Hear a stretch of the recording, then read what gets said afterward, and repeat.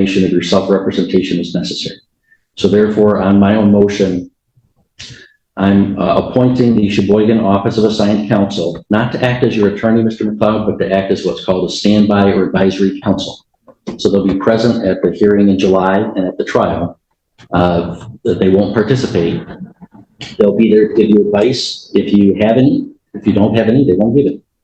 And then if, for example, you became disruptive during the trial to the extent that even despite warnings, you persisted and had to be removed, then the attorney would jump in and finish the trial on your behalf. But as long as you're not disruptive, that's not going to be an issue. But they're there just as advisory counsel for you. I object. I want to do that myself. And I'm going to let you represent yourself. All right, Mr. McLeod, do you still desire to represent yourself, sir? Yeah.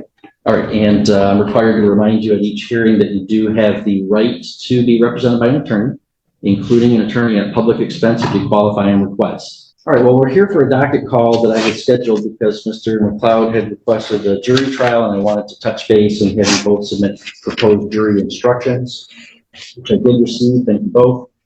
So what I want to do is I'm going to ask the bailiffs to deliver to you two packets.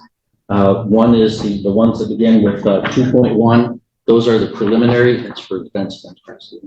The preliminary jury instructions, and then the 3.1, or the ones that start 3 point. Those are the final jury instructions that I would propose to give. So those will be for your review. Count 1, the defendant is charged with contravention, resisting, obstructing. That's a bit of a strange statute, and there's no model jury instruction for that charge precisely. The prosecutor based it on 13.2, which I think is correct, although I did amend the prosecutor's requested charge to add some language from 13.1 that is also a correct statement of the law, particularly the statement that the defendant must have actually resisted by what he said or did, but physical violence is not necessary. And then also, because, Mr. McLeod, you've raised a lot of legal challenges in this case that I have denied. Typically, challenges on the law are for the court to decide and not the jury.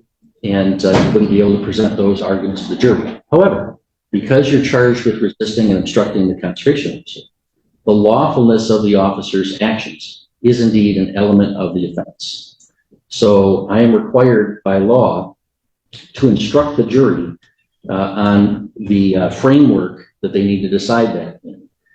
So I've included some language for that the prosecutor did not request. Obstruct includes the use or threatened use of physical interference or force, or a knowing failure to comply with a lawful command. The defendant must have actually resisted by what he said or did, but physical violence is not necessary. The defendant is a member of a Native American tribe that is a party to a federal court consent decree that binds the state of Michigan and its law enforcement officers. Under the terms of that consent decree, tribal members operating boats or other vessels who are engaged in the exercise of a treaty-related hunting, trapping, fishing, or gathering activity shall not be subject to state vessel registration requirements, provided that the tribal member satisfies tribal license requirements for the activity in question, is in compliance with the applicable tribal hunting, trapping, or fishing season limitations and tribal law adopted pursuant to the decree, and possesses evidence of being currently engaged in hunting, trapping, fishing, or gathering, such as fish, game, or common items related to hunting, trapping, fishing, or gathering, such as fishing rods, tip-ups, firearms, traps, or nets. Fourth, that the defendant's actions were intended by the defendant, that is not accidental. So in instructing the jury on the framework for which they should consider whether the officer's actions were lawful, I'm including in that instruction black letter law on reasonable suspicion and probable cause for a stop and rest, and I've included the direct quote from the consent decree that I believe is the provision that you've been arguing, Mr. McLeod. Mr. Juliet, do the people have any objection to that instruction? No, Your Honor. Mr. McLeod, do you have any objections to that instruction to the jury for the trial? And then in count 2 is the operating a motorboat while intoxicated. My model instruction is not that was requested by the prosecutor. I model it on the OWI vehicle as did the prosecutor. However, the charging document in this case, the information, there's 2 ways to charge someone with operating while intoxicated. One is an under the influence theory, and one is a over the limit theory. The information in this case did not include the over the limit theory. It included only the under the influence theory. The test is whether, because of drinking alcohol, the defendant's mental or physical condition was significantly affected and the defendant was no longer able to operate a motorboat in a normal manner. Mr. Juliet, do the people have any objection to that instruction? No, Your Honor. Mr. McLeod, do you have any objection to that? I'd like to include visibly impaired in that, like the law says. You'd like to include visibly impaired as a lesser included offense? No, I'd like the language to include that, like the law states, that I have to be visibly impaired while operating. Well, visibly impaired, operating while visibly impaired is a lesser offense than operating while intoxicated. But the statute under the conservation, section 8 says this only pertains to a vessel that is being operated while visibly impaired. It's written. Yeah, subsection 3, a person shall not operate a motorboat on the waters of the state when due to the consumption of alcoholic liquor or a controlled substance or both, the person's ability to operate is visibly impaired. Ability to operate is very correct. Right. And then I'd like to include number 8 from that same. Oh, the definition of operate as used in this section, operate means to be in control of a vessel propelled wholly or in part by machinery while the vessel is underway and is not docked at anchor, idle, or otherwise secured. Correct. All right. I will include the definition of operate under subsection 8 under the second element where it says second that the defendant operated a motorboat in the waters of the state. Operate means, and then I'll give the statutory instruction. But Mr. McLeod, the operating while visibly impaired is a lesser offense. So I can instruct the jury if you request, and I can change the verdict form to this effect too. That says that they can consider whether you're guilty of the operating while intoxicated, or they can consider the lesser offense of operating while visibly impaired. The operating while intoxicated is a higher burden to prove. The language under the influence of alcohol legally is a higher burden than the visibly impaired. So sometimes defendants want the lesser included as an option. Other times they don't, because they don't think that the higher burden would be met.